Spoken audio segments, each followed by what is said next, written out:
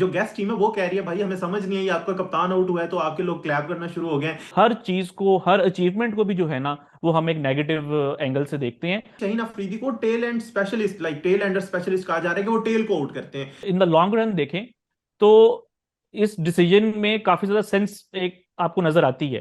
Hello and welcome everyone, आज मेरे साथ है मजहर अरशद और पाकिस्तान ने world test champion South Africa को जो है वो पहले मैच में शिकस्त देकर लाहौर में 1-0 की लीड ले लिया। मजहर भाई, आपको क्या लगता है आकिब बॉल और आकिब जावेद का फार्मूला फाइनली इस तरह काम आना शुरू हो गया कि एटलीस्ट पाकिस्तान ने होम पे टेस्ट मैचेस जीतना स्टार्ट कर दिए हैं?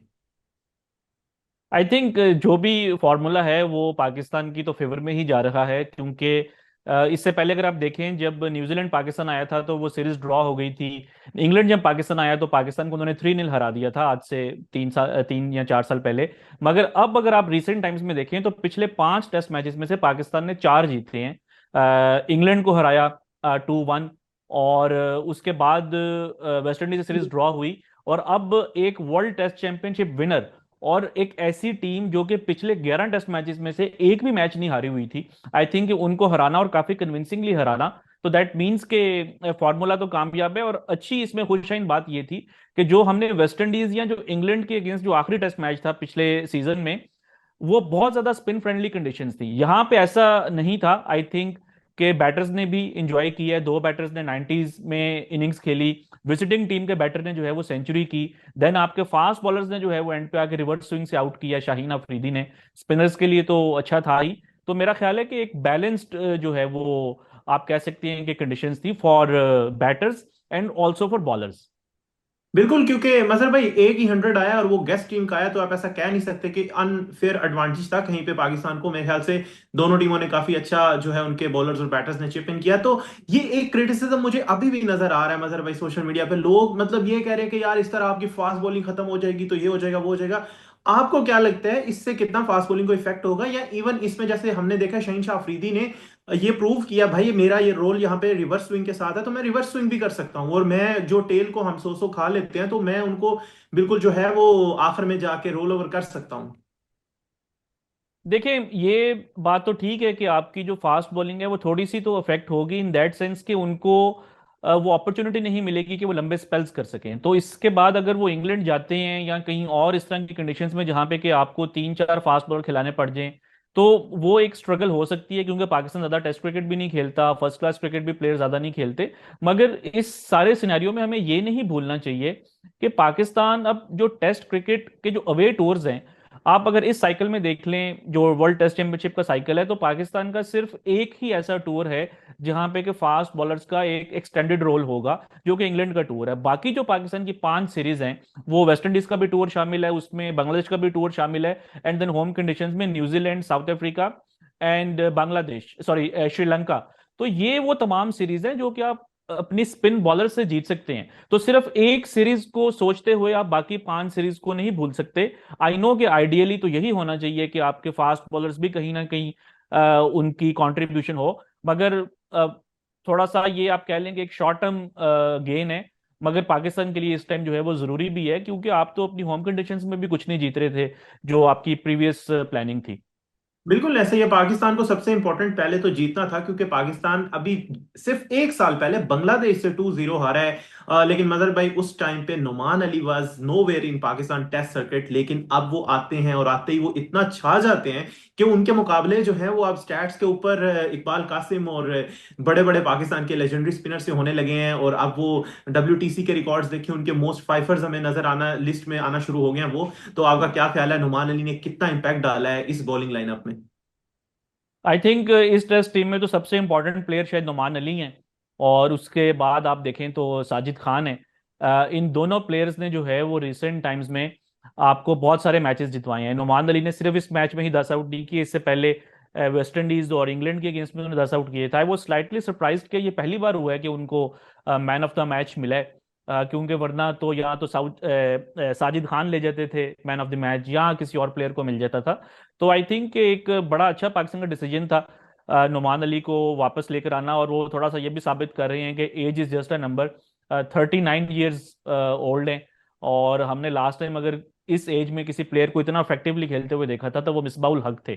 और बिल्कुल। अब आई थिंक नुमान अली ये दिखा रहे हैं कि जो क्रिकेट है वो एक ऐसी चीज़ है कि जिसमें आपका अगर जल्दी नहीं भी डेब्यू होता या अगर आपको नहीं भी अपॉर्चुनिटी मिलती, और ये एक मैसेज भी है पाकिस्तान के तमाम यंग प्लेयर्स को कि आप जो है वो अपने एक्सपीरियंस के साथ और फर्स्ट क्लास क्रिकेट में एक्सपीरियंस के साथ पाकिस्तान को जो है वो बहुत लंबा सर्व कर सकते हैं। मगर भाई इस टेस्ट मैच से पहले पाकिस्तान ने रिसेंटली जो होम के ऊपर ये नए ट्रैक्स बना के जीतना शुरू किया, उसमें इस मैच से पहले कोई नियरली 80 विकेट्स थी, जहां पे स्पिनर्स में ने उसमें से 78 विकेट्स ली थी, दो पेसर्स की थी। लेकिन अभी शहीन शाह अफरीदी ने इस गेम के अंदर एक नया रोल या नया रंग अपना दिखाया है कि वो हमें फॉर्म में भी रिदम में भी नजर आए हैं, और स्पेशली पाकिस्तान टेल से स्कोर खा भी जाता है, एंड नॉट जस्ट टेल। उन्होंने जोरजी को और उसके अलावा जो उनके एक विकेट कीपर बैटर हैं उनको भी आउट किया, तो शाहीन का हमें एक जो है ना बहुत अच्छा इंपैक्ट नजर आया। तो कैसे देखते हैं आप शाहीन को इन टेस्ट क्रिकेट? देखिए, शाहीन इस time across three formats Pakistan के सबसे इंपॉर्टेंट बॉलर हैं। मगर ज़्यादा उनको अपॉर्चुनिटीज नहीं मिली in the recent times in test cricket. उसमें शायद मैनेजमेंट का कुछ डिसीजन था, बाज़ औक़ात उनको रेस्ट करवाया गया, बाज़ औक़ात उनको जो है वो ड्रॉप कर दिया गया। मगर आई थिंक वो उन्होंने दिखाया है कि he is very motivated to play all three formats, और जिस रिदम में और जिस एनर्जी के साथ उन्होंने बॉलिंग की है, ये उसी तरह की शाहीन अफरीदी की बॉलिंग थी जो आज से 4 साल पहले साउथ अफ्रीका का टूर था तो उन्होंने तब भी इसी तरह की बॉलिंग की थी। और मैंने जैसे पहले भी कहा कि इस मैच में सबसे अच्छी बात यह थी कि सिर्फ स्पिन के ऊपर आप नहीं मैच जीते, एंड पे रिवर्स स्विंग का एक बड़ा इंपॉर्टेंट रोल था। और शाहीन का जो आखिरी स्पेल था वो बड़ा क्रूशल स्पेल था, और इनफैक्ट जो शुरू में भी उन्होंने स्पेल किया था जिसमें उन्होंने डिजोर्सी को आउट किया था, तो बड़ी वाइटल उन्होंने पाकिस्तान के लिए विकेट्स ली हैं।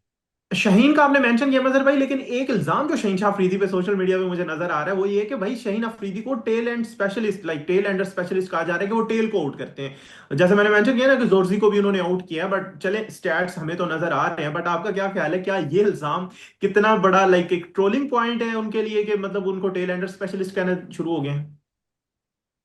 देखें, पाकिस्तान का जो सोशल मीडिया है ना, स्पेशली जो क्रिकेट फैंस हैं, ये मेरी तो समझ से बाहर होते जा रहे हैं कि आपके प्लेयर्स आपको मैचेस जितवा रहे हैं, अच्छा परफॉर्म कर रहे हैं, स्टिल उनके ऊपर जो क्रिटिसिज्म होता है दैट इज अनबिलीवेबल। अब आपने शाहीन की बात की, टेल की, तो आप शाहीन का कंपैरिजन कर लें इस टाइम जो दुनिया के बेस्ट बॉलर्स हैं, शाहीन की जो टेल की विकेट्स हैं जिसमें नंबर 8, 9, 10 और 11 के बैटर्स आते हैं, वो 29% है। आप इसको कंपैरिजन करें, PAT Cummins, he is among the great bowlers right now, उनकी जो टेल को आउट करने की परसेंटेज है वो 28% है। और जसप्रीत बुमराह जो इंडिया के एक बहुत जबरदस्त फास्ट बॉलर है, उनकी 30% है, यानी कि शाहीन से भी थोड़ी सी ज्यादा है। तो आई डोंट नो कि लोग जो है वो क्यों इतना नेगेटिव होके सोचते हैं पाकिस्तान की क्रिकेट को लेके। यही पाकिस्तान की टीम थी, अभी रिसेंटली साउथ अफ्रीका के अंदर एक टेस्ट मैच था जिसमें पाकिस्तान एंड पे टेल को नहीं आउट कर सका था, और रबाडा ने अपनी बैटिंग से मैच जितवा दिया था। अब उसी रबाडा को जब आउट किया तो पाकिस्तान के फैंस ये सोच रहे हैं। तो आई थिंक ये सोशल मीडिया के ऊपर बहुत ज्यादा आजकल नेगेटिविटी है कि हर चीज को, हर अचीवमेंट को भी जो है ना वो हम एक नेगेटिव एंगल से देखते हैं। आई थिंक ऐसा नहीं होना चाहिए। शाहीन के साथ मजहर भाई दूसरा बड़ा नाम बाबर आजम, जिसको लोग देखना चाहते हैं, जिसके लिए मैं कहता हूँ इस दफा तो मतलब बहुत ज्यादा इस चीज पे बात हो गई है कि इवन जो गेस्ट टीम है वो कह रही है भाई हमें समझ नहीं आई, आपका कप्तान आउट हुआ है तो आपके लोग क्लैप करना शुरू हो गए हैं। उसका मकसद ये था कि बाबर आजम बैटिंग करने आ रहे थे, तो नो डाउट फैन फॉलोइंग तो बहुत ज्यादा है। बट अब वो फैन सवाल कर रहे हैं कि भाई बाबर परफॉर्म कब करेगा, 40 रन आए हैं सेकंड इनिंग्स में, नो डाउट थोड़े ग्लिम्स नजर आए हैं, बट उनको ये नहीं समझ आ रहा वो 100 कब आएगा, ऑल दो ये कंडीशंस भी मुश्किल है। और उसके साथ इंपॉर्टेंट ये है कि लोग कह रहे हैं कि भाई बाबर फिर स्पिन पे आउट हो गया है। तो मुझे आप बताएं कि ये स्पिन पे आउट होना कितना बड़ा मसला है बाबर के लिए, क्योंकि साउथ अफ्रीका में तो हमने देखा ट्रू पिचेस के ऊपर बाबर ने अच्छा, ऑल्दो वो इतनी आसानी थी लेकिन अच्छे रन स्कोर किए थे। देखिए, बात यह है कि जब स्पिनर ज्यादा बॉलिंग कर रहे हैं तो फिर आपकी स्पिन के ऊपर आउट होने की परसेंटेज भी ज्यादा हो जाएगी। अगर आप बाबर आजम का ओवरऑल करियर देखें तो उनकी स्पिन बॉलिंग के ऊपर जो एवरेज है वो 56 की है, which is far better than his numbers against pace.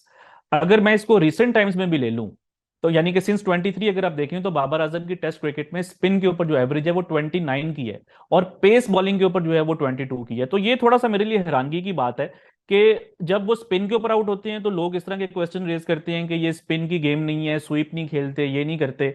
लेकिन फास्ट बॉलिंग पे जब बाकी प्लेयर्स भी आउट हो या बाबर आजम आउट हो तब वो उस वीकनेस को कंसिडर नहीं किया जाता। तो आई थिंक कि बाबर आजम की जो ओवरऑल जो थोड़ी सी फॉर्म है वो नीचे गई है इन टेस्ट क्रिकेट, इसमें कोई शक नहीं है। मगर सिर्फ उसमें आप स्पिन को सिंगल आउट नहीं कर सकते क्योंकि वो फास्ट बॉलिंग के ऊपर भी उनकी एवरेज जो है वो लो है। जहां तक बात थी इस टेस्ट मैच की, तो ये जो उनकी 40 रन की इनिंग्स थी, वो I think that was as good as like 70 और 80 रन इनिंग्स। क्योंकि देखें, जहां पे वो आउट हुए हैं, पाकिस्तान की बैटिंग जो है वो कोलैप्स कर गई है, और आजकल के क्रिकेट में जो बैटिंग एवरेजेस हैं वो वैसे ही लो हो रही है। आई एम नॉट सेइंग कि बाबर आजम 30s और 40s करते रहे तो वो एक्सेप्टेबल होगा। ऑब्वियसली जब वो वापस कंसिस्टेंटली खेलेंगे तो ये एवरेज आहिस्ता आहिस्ता ऊपर भी जाएगी। बिल्कुल, होपफुली बाबर आजम की जो परफॉर्मेंस है वो अब थोड़ी इंप्रूव होना शुरू होगी, क्योंकि टीम ने तो जीतना शुरू कर दिया, तो बाबर की भी परफॉर्मेंस नजर आना शुरू हो जाएगी। लेकिन दूसरी तरफ मजहर भाई, इंडिया के अंदर बड़े चेंजेस हुए हैं। रोहित शर्मा को रिटायर होने से पहले कप्तानी से हटा दिया गया है, शुभमन गिल उनके कैप्टन बन गए हैं, और अब डाउट्स में आना चीजें शुरू हो गई हैं कि कोहली और जो रोहित शर्मा है वो 27 का वर्ल्ड कप खेलेंगे या नहीं खेलेंगे। आपको क्या लगता है ये कितना बड़ा डिसीजन है कि back to back ICC trophy जीतने वाला कप्तान अभी है और उसको कप्तानी से हटा दिया गया?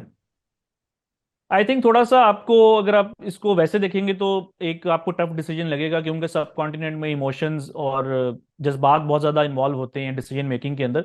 मगर आप अगर इसको एक क्रिकेटिंग पॉइंट ऑफ व्यू से, या अगर इन द लॉन्ग रन देखें, तो इस डिसीजन में काफी ज्यादा सेंस एक आपको नजर आती है। क्योंकि आपको ये नहीं पता कि 2027 तक जो है वो रोहित शर्मा अवेलेबल होंगे कि नहीं। ऑब्वियसली उनकी एज भी है, फिटनेस भी इस एज में आके जो है वो थोड़ा सा आपकी चैलेंज होती है। I am not saying that he is not fit, but आप अगर उसको प्लानिंग करके देखते हैं कि यार अगर हमें 2027 के वर्ल्ड कप से 2-3 महीने पहले अगर कैप्टन चेंज करना पड़ जाए, तो बेहतर ये है कि आप पहले ही एक ऐसा प्लेयर को अपॉइंट करें जिसके पास 1-2 साल का एक्सपीरियंस हो। तो उस कॉन्टेक्स्ट में आई थिंक ये बिल्कुल एक ठीक डिसीजन है। बाकी जहां तक बात है रोहित शर्मा की और विराट कोहली की, तो क्रिकेट उनके सामने है। वो अगर ये वनडे क्रिकेट खेलते हैं, अच्छा परफॉर्म करते हैं, रन्स करते हैं, तो आई एम प्रिटी श्योर कि वो 2027 के वर्ल्ड कप तक भी जो है वो जाएंगे। मगर जहां पे अगर आई थिंक उनकी फॉर्म अगर कहीं पे इस तरह की हुई कि उनके सिलेक्टर्स को लगा, देन यू नेवर नो कि उनको जो है वो इन दो प्लेयर से हटके भी जो है देखना पड़े। बट अभी तक आई डोंट थिंक कि कोई इस तरह की इंडिकेशन है कि विराट कोहली या रोहित शर्मा जो है वो वनडे क्रिकेट में स्ट्रगल करेंगे। लेट्स सी कि विराट कोहली और रोहित शर्मा 2027 तक रहेंगे या नहीं रहेंगे, लेकिन होपफुली पाकिस्तान जो है वो दूसरा टेस्ट मैच जीतकर 2-0 वाइट वॉश करे साउथ अफ्रीका को अपने होम पे। That's all from today. Thank you मजर भाई, thank you everyone for watching. Allah Hafiz.